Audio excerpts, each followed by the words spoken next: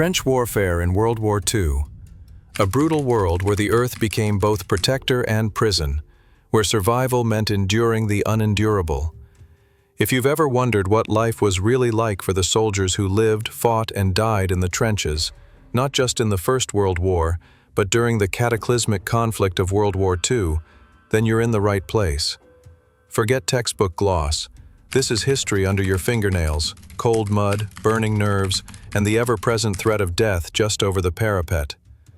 In this video, we're diving deep, boots on the ground, into the trench life of a World War II soldier. We'll walk through his daily grind, from the bitter cold mornings to the chaotic firefights at dusk. You'll feel the grime, hear the distant shelling, and maybe, just maybe, understand what it meant to hold the line. So strap in, history buffs. This isn't just education, it's immersion. It's 4:30 a.m. The trench is silent, save for the drip of water from sagging sandbags and the occasional rustle of rats.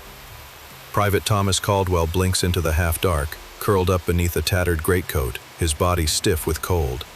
The damp has sunk deep into his bones overnight, like an enemy he can't shoot. The air smells of mildew, cordite, and something sour, maybe spoiled rations, maybe blood.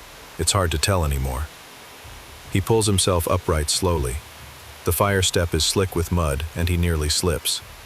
No one says good morning in the trench. A nod, a grunt, maybe a cough, that's it. He checks his rifle, fingers numb as he runs them over the bolt. Cleaning it becomes muscle memory, a daily ritual that keeps him sane and alive. It's stand-to time. Every morning and evening, like clockwork, both sides anticipate an attack. So everyone mans the parapet, peering into the gray, half-lit no-man's land. Cold eyes scan for movement. Nothing stirs. But that doesn't mean they're safe. Breakfast comes in a dented mess tin. Cold tinned meat, perhaps bully beef or spam, maybe some hardtack biscuits.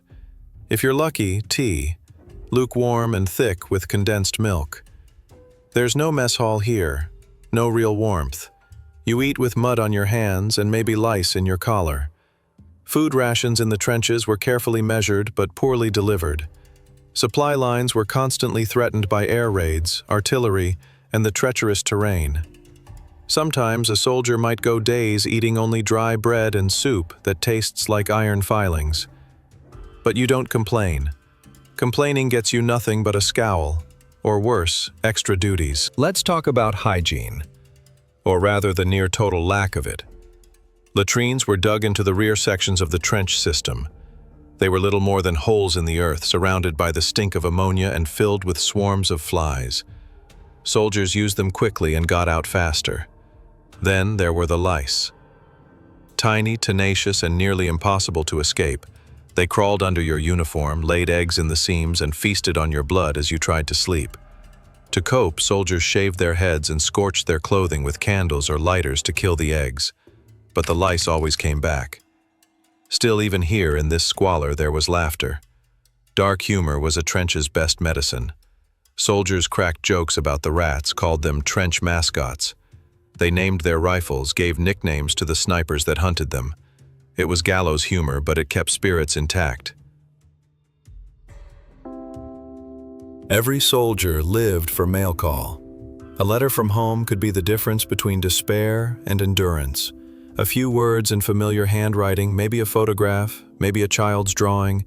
It reminded them they were still human.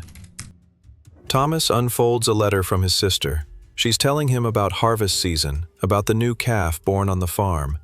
It's a world away from this sodden trench, but for 5 minutes, it feels close enough to touch. Mail wasn't always consistent. Sometimes it took weeks, even months. But the morale boost it brought? Priceless. Mud. Not just dirt and water. No, this is trench mud. It's alive. It swallows boots, pulls at ankles, sucks down anything left unguarded. It cakes weapons, it chokes drains, it climbs the walls. In the winter, it freezes. In the summer, it festers. Soldiers developed trench foot, a painful condition caused by prolonged exposure to cold, wet conditions. To prevent it, they were ordered to change socks regularly and use whale oil on their feet. but good luck finding dry socks in the middle of a battle zone.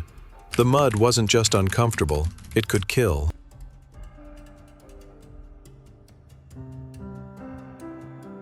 Imagine you haven't slept properly in days.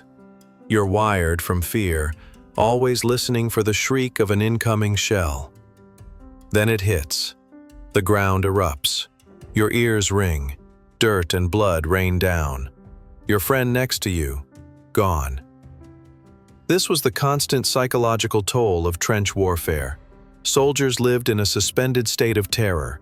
PTSD, then called shell shock, was barely understood. Symptoms ranged from tremors and nightmares to total emotional shutdown. Some men were rotated out. Others were court-martialed for cowardice. No one came out unscathed. Suddenly there's shouting. The trench erupts in motion. Thomas grabs his rifle and scrambles to his post. Incoming fire cracks through the air, short, sharp bursts from enemy machine guns. It's not a full assault, just a skirmish, but it's enough to cause chaos. He aims blindly over the parapet, fires, ducks. Dirt explodes nearby. He sees a flash of movement, too fast to track. Grenades arc through the air. One lands a few meters away. Mud and smoke swallow the trench. When it's over, 3 men are down, 2 wounded, 1 dead. There's no time to mourn. The trench needs patching. Ammunition restocked, sandbags replaced. It never ends. Night falls like a shroud. The trench changes character in the dark.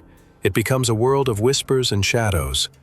Patrols head out into no man's land, quiet as ghosts, cutting wire or scouting enemy lines. Thomas pulls night watch. He huddles near the parapet, eyes scanning the blackness, every nerve on edge. The moonlight makes everything suspicious. A breeze through barbed wire sounds like footsteps. A rustling rat could be a saboteur. He's scared, but he doesn't blink, because blinking could mean dying. Sometimes, just sometimes, there were moments of strange humanity. On rare occasions, there'd be an informal ceasefire. Maybe it was Christmas, or maybe both sides had simply had enough. Soldiers would sing. Some swapped cigarettes with the enemy. There are tales, rare but real, of soccer games breaking out in the no man's land.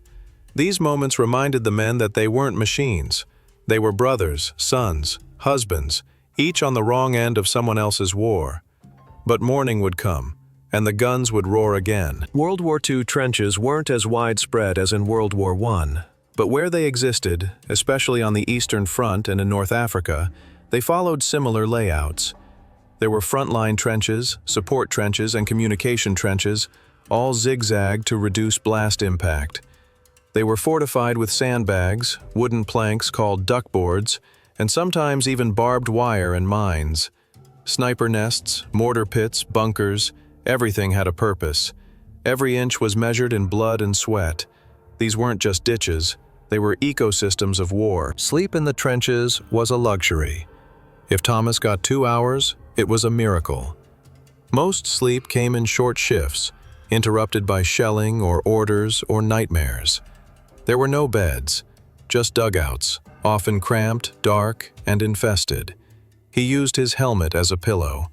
Sometimes he slept sitting up, back to the wall, rifle in his lap. And yet, somehow, they endured. Trench warfare in World War II was a crucible, a forge of steel and mud where men were tested not just by bullets, but by boredom, terror, disease, and despair. Private Thomas Caldwell, he wasn't real, but his story, it was lived by thousands. These men weren't just soldiers, they were survivors. Their legacy isn't just carved in stone memorials, it's etched in every muddy step they took, every letter they wrote, and every moment they endured in silence.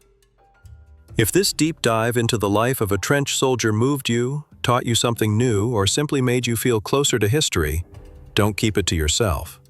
Like this video to support immersive history content. Drop a comment below. What surprised you most? What stories should we explore next? And don't forget to subscribe for more history that lives and breathes, not just facts and dates, but the human experience behind them. Until next time, stay curious and stay in the trenches of knowledge.